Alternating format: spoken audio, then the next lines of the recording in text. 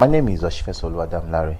I'm a mechanic. Welcome to Exxon F1, also known as from Lawon, Kolom, Africa. So, it's a bright sunny day in Suzuka in Japan. Today, we'll be talking about the Fp3 and the qualifying. Also, be talking about the news that flew around, news around the paddock. So, we just call it news around the paddock. Before we get to Fp3 and qualifying, we start with this. Before we continue to today's video, please, I've noticed that over 80% of you that watch my videos don't subscribe, and some of you don't even finish watching my videos. You help my community, you help this community, share the African community, the Nigerian community to grow. So please and please, I beg of you, please subscribe, turn on your notification button, please comment, like. I love you guys. Please just do that so that we can have more content. We want to bring you more and more content. Seriously, at least we want to be dropping 2-3 contents every day. With your help, subscribing and commenting and asking questions, it would help us to be able to deliver more. Please subscribe, turn on the notification button, like, share and comment. I love you guys. Thank you so much.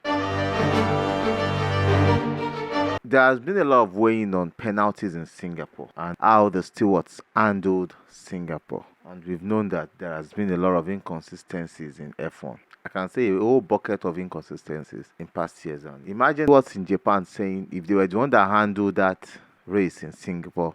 They will give Verstappen 3 grid places like twice. They will give Perez penalty. And it shows where we really are in F1. How some teams or some things are handled and how some things are not handled. We looked at the issue of Verstappen with 2 reprimands and then 1 looked away. Which those 2 reprimands were meant to be penalties. We saw Perez pushing Albon out of the race. We also saw him pushing Lewis Hamilton, and it was said that, oh no, Lewis Hamilton took his 4 wheels out of the race. The reason why he was not given penalty or Lewis Hamilton was left there was because, like I said, one of his wheels was still on the track, on the chicane, while the other thing is it was pushed out, so there was no penalty there. While for the Red Bull teams, there were necessary penalties that were not given, and it is ungiven at that point if that is how races should be called. 2, there has been complaints on why Mercedes did not celebrate with Lewis Hamilton on the podium. Now, if you look at that race, some things happened towards the end of the race. On lap 62, final lap, George Russell crashed.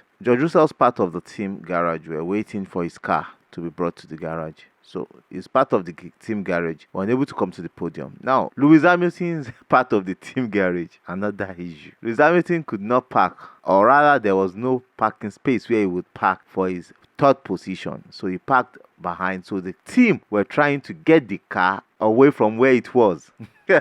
So while trying to do that, to get the car away from where it was, before they could get back, the whole grid was flooded with people. So they were right behind the cameramen and other teams, so they were unable to get close to Lewis or to celebrate with him. So that was what happened, and the Mercedes team have cleared themselves that was what happened. So it was not that they didn't want to celebrate with him, but because of the way things were, Singapore is a street track and it's very tight, so that was what really happened to them. That was why they were unable to get the right things done. So that is that. Now, Yuki Tsunoda and Daniel Ricciardo have been confirmed for AlphaTauri 2024 lineup. There will be questions like Liam Lawson did a terrific job in the past 3 races. He's got best positions for them this year, and he has been consistent. Why not Liam Lawson? Now, the first mistake came last year for the Red Bull team when they signed Nick De Vries after his show when they deputized for Mercedes in Aston Martin. They saw the way he drove. They loved his driving. He drove extremely well, so they signed him up. Now, they forgot they had a rookie driver. They forgot that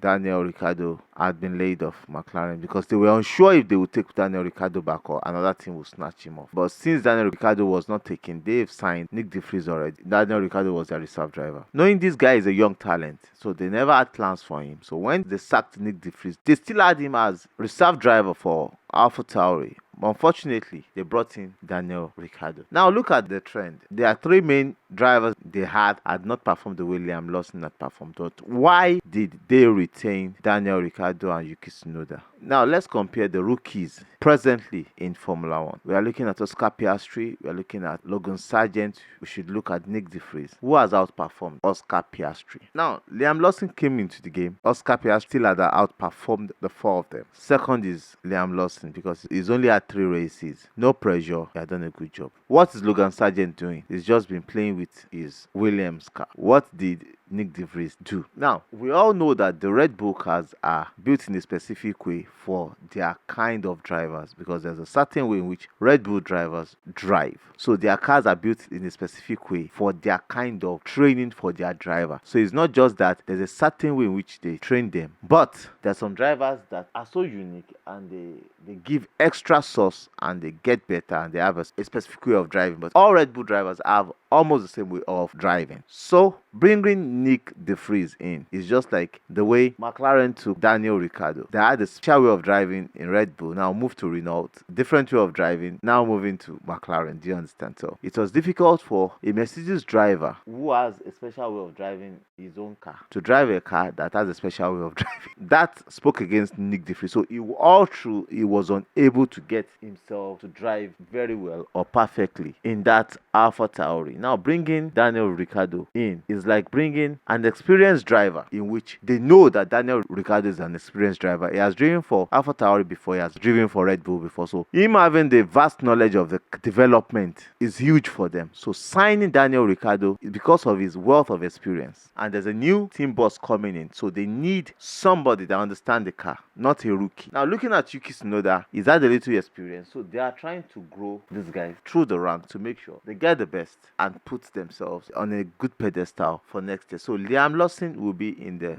driver market, though he will be their reserve driver. But can Williams snatch him? Because Williams are still not sure about Logan Sargent in their driver lineup, while others are sealed. Though Alex Albon is being confirmed for 2024, but Logan Sargent is not confirmed. So will Williams be willing to take a risk to take Liam Lawson? We don't know yet. Liam Lawson is still on the sidelines for AlphaTauri Red Bull next year. So for now, he has no seat for next year. But we hope something happens, because the guy has driven a beautiful 3 races: Dutch, Singapore, and this. So let's hope he continues that, and let's hope he won't be an overhyped driver if he's been signed by Williams against next year. In Japan, yesterday, the FP1, FP2, there were complaints about high degradation on the tires, which means they might have to go for like a 3 to 4 stops, because that tarmac is a little bit broken, and the hot weather influence and the abrasiveness of that track is making the drivers lose tires. Losing tires in the sense that the tires wear easily. So will the soft tires cope? Not sure. Now we have the medium and their tires. How well will they cope? Will they be able to cope for the number of laps? Right in there, I am not sure. So it may not be a 1-stop race, it might be a 2-stop or 3-stop race in Suzuka. Now, today is much more hotter. Tomorrow will be a little bit cooler for the race. But the high degradation level needs to be looked at to see what is going to happen. How will they be able to cope? There was rain overnight in Suzuka, so it has washed the track away. So going into FP2, we knew they had to lay another set of rubber on the track with the track evolution, and this driver starts churning out big times. But looking at it, McLaren are the closest to the Red Bull. Remember, FP1, the Red Bull, Max Verstappen, having about 1.2 seconds ahead of everybody. FP2, Verstappen again, having about 0.6 seconds away from everybody. Now, FP3, still Max Verstappen, but now he's having about 0.24 seconds away from everybody, especially away from the McLaren. So the McLaren are the closest to him. How will the qualifying pan out? The McLaren are the closest to him. Next are the Ferraris, then the Mercedes. We know the Mercedes can sting up performance before the qualifying, and actually we don't know what they are running on. Are they running on high fuel or low fuel for their practice too? So we don't know the amount of fuel they are carrying, but we know that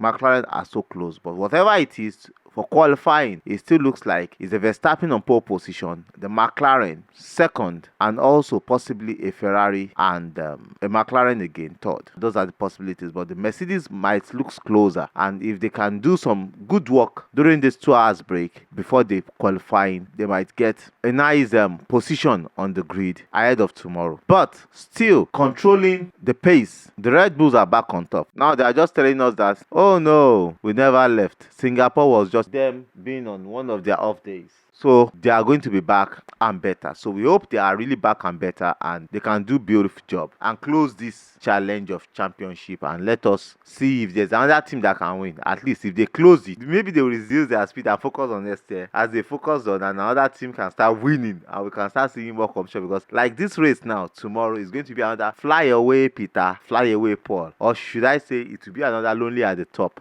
because that speed he has is going to outweigh other teams, make them look like they have just come to play. So we hope that will not be the case. For me, I hope that will not be the case. I want to see real racing. I want to see these drivers tussle. I want to see them do a beautiful job. I want to see them not just race for nothing, but give some beautiful races to us against tomorrow. There will be traffic because normally we've always had traffic situations in Suzuka, but there will be a traffic situation during qualifying, and the FIA I think has told them that the best cool down lap they can have or out lap they can have is between 1 minute 54 seconds, should be around 1 minute 54 seconds, which means any driver going less than that will be penalized. So it won't be like Singapore. There will be real penalties here. I hope these drivers can adhere so that there will be less penalties and the qualifying will be quite beautiful. But like I told you, Red Bull on top, Max Verstappen pole position, and the McLaren in second place, and possibly another McLaren or Ferrari in third place. The Mercedes will be closer, and I hope they can get closer so that there can be close racing between the Mercedes, McLaren, and the Ferrari. Now, who will manage the tire well in the main race? That is where we are now. Now, who will manage the tire well? We know the Mercedes manage their tires well. We know Red Bull manage their tires well. But Ferrari and McLaren might have problems. This is not Singapore. They might have problems in the tire management. So we are looking at the possibility of this now. The Red Bull winning the race, the Mercedes coming close to second or third. Meanwhile, the McLaren will be on top of their game. But the Ferrari, I don't see them coming close.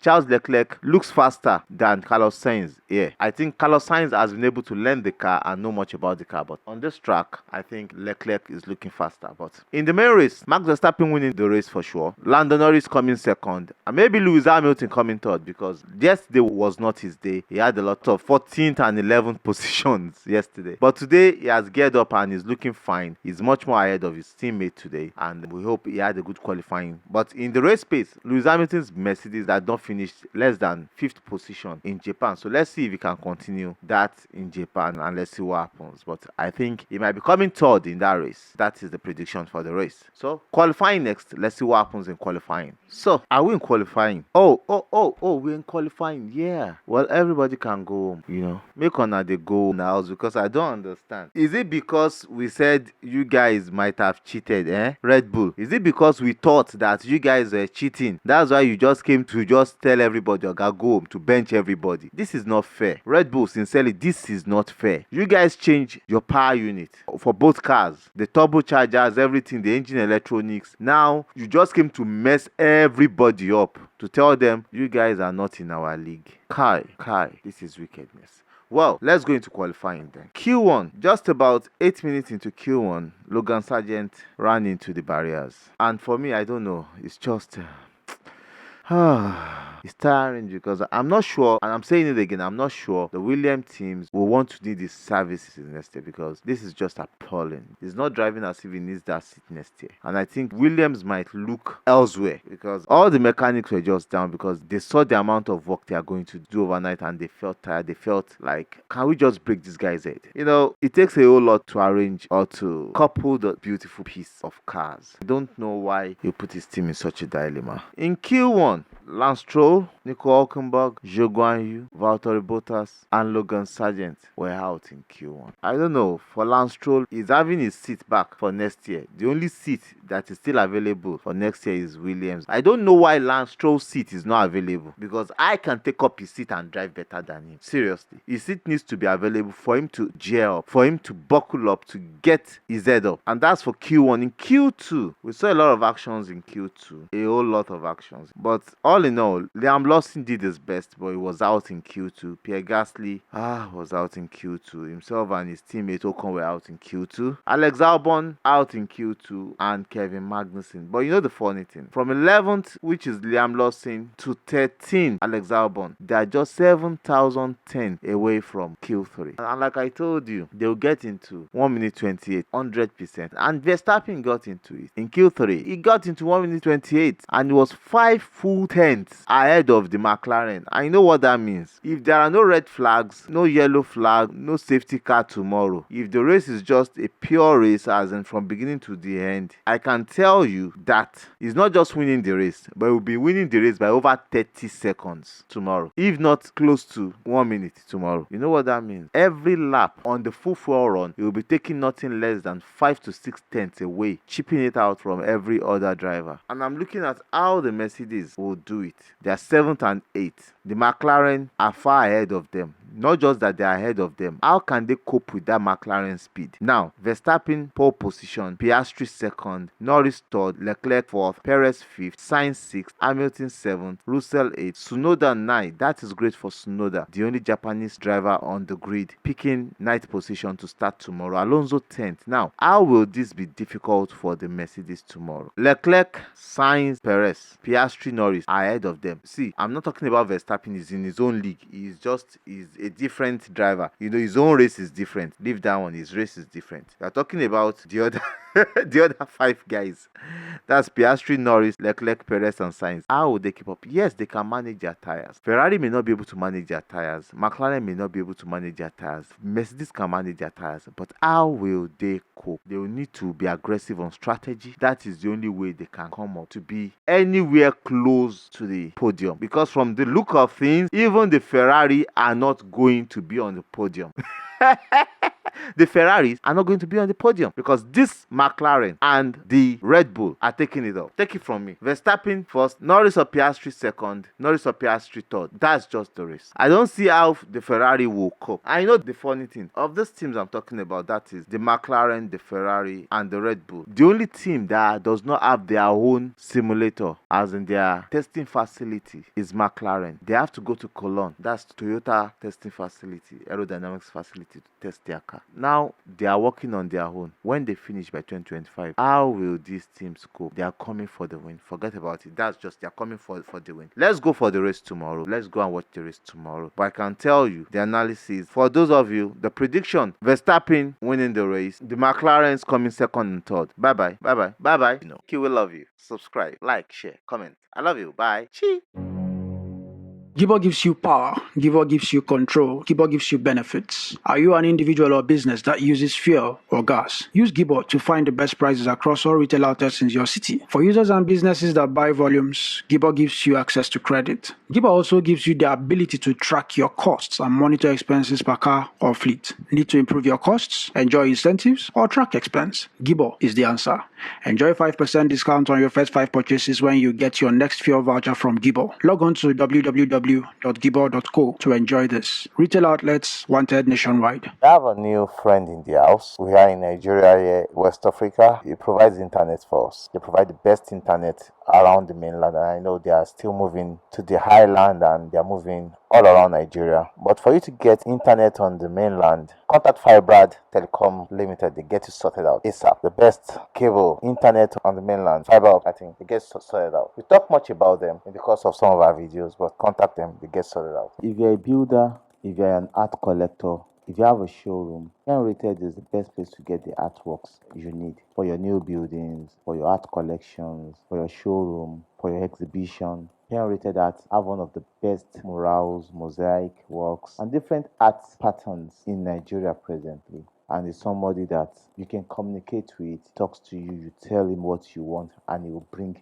the reality out for you. Contact Rated Art. His number is right up here. And you can also go on social media links that are pasted right up here. So check out some of his works. Thank you. Teams Gadget. Teams Gadget is for those of you that cannot easily go to the market to get your phones, your laptops, your accessories. Just place a call through. His phone number is there. It gets you the best. It's your short plug to get you the best phones, accessories, laptops, games, and other accessories for your computer gaming experience. Contact Teams Gadget and you get them for you.